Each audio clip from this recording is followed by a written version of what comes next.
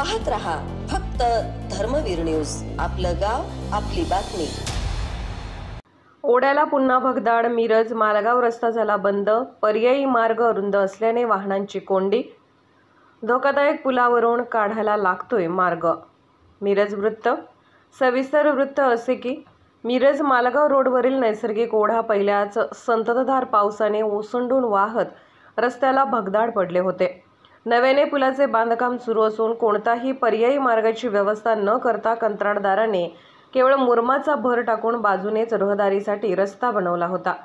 संततधार पावसाने भगदाड पाडून रस्ता वाहून गेल्यानंतर कंत्राटदाराने पुन्हा भराव करून रस्ता सुरू केला। वाहतूक सुरळीत झाली, परंतु केवळ भराव असल्याने काल झालेल्या संततधार पावसाने पुन्हा रस्त्याला भगदाड पडल्याने नागरिकांनी पर्यायी मार्गाचा वापर करावा लागत आहे। पर्यायी रस्त्यावर पूल असल्याने त्याला कोणतीही सुरक्षा अथवा सुरक्षा भिंत नसल्याने शाळकरी विद्यार्थ्यांना धोकादायक आहे।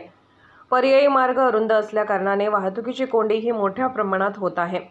कंत्राटदार आणि सार्वजनिक बांधकाम विभाग जाणून बुजून दुर्लक्ष करत असल्याने वाहनधारकांना कसरत करावी लागत आहे।